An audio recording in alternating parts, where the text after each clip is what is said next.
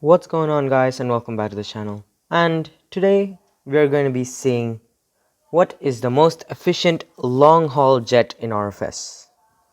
So there will be 6 contenders for this. So from Boeing it is the 747, the 777 and the 787. And from Airbus is the A340, the A350-1000 and the A380. So without further ado, let's get into it. Alright, welcome on board the 787. So the way we are going to do this is keep everything the same, the weather, the wind, and then the same altitude obviously, and just check what the fuel flow is. That is the most fair way to do it. We're going to check at 60% thrusts for every plane. 60%, as you can see, the 787 is really good, 0.87. So this is perfect for Project Sunrise and all of those extreme long hauls if you're into that. And that's really good, 0.86 kilogram per second, and this has around 120,000 kilograms, so that's a really good. And the maximum, of course, we need to check that. Maximum would be, actually it's 1.88, just 1 kg more than 60%, and that is still amazing. Alright, welcome aboard the A340 in RFS. Obviously, 4 engines, pretty inefficient by the looks of it, but we'll see how it competes with the 787. Yep, same thing, disconnect, 60%.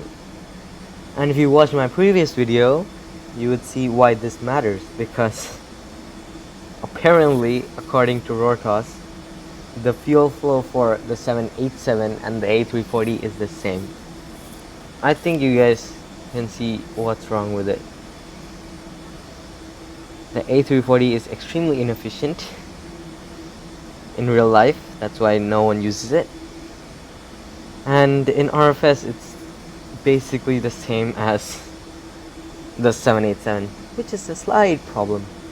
So you might want to fix that, Orthos. But anyways, let's see the full power. Okay, this will definitely, yeah, this definitely exceeded the 787. But it's not too bad, at least in RFS, 1.92. Basically, the A340 and the 787 is a tie. Alright, let's look at the 777-300ER. Alright, so yeah, and then we just switch to fuel flow, and we go to 60%, and it is not looking good for the 777. The 777 has, at 60% thrust, is 1.54 kilograms per second. That's not good compared to the 787 and the A340. That's a lot higher. Oh my god. So this is definitely not your first choice when it comes to extreme long hauls, but we'll see at 100%. Oh my god.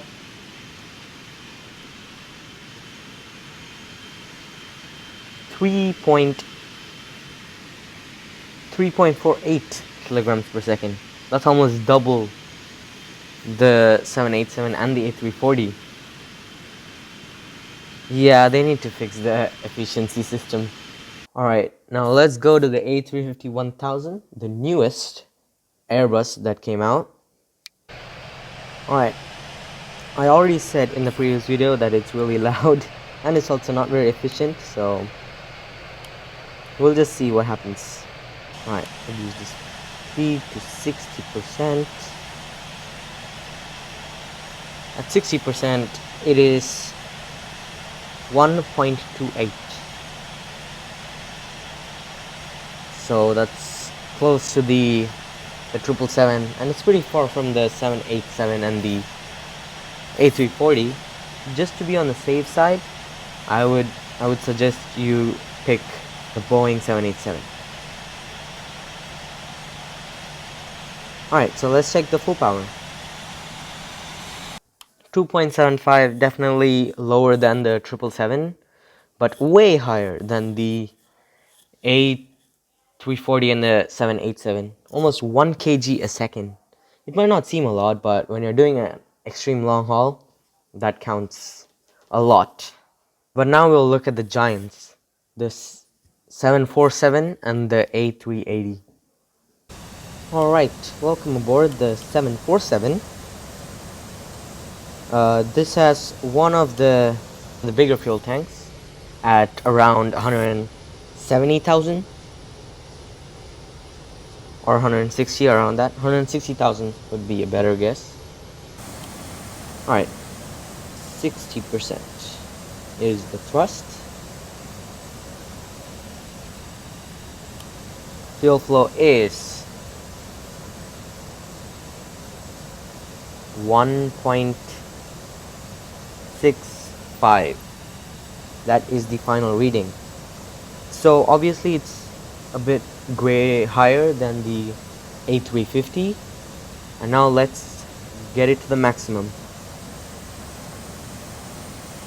Oh, that's definitely beating the 777. Or maybe not. Maybe it's the same. Yeah, 777 also at 3.4.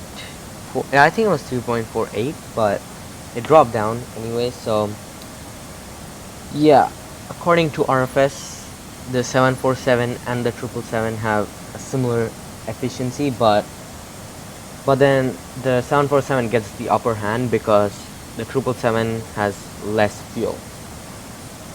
And now, last but not least, the A380.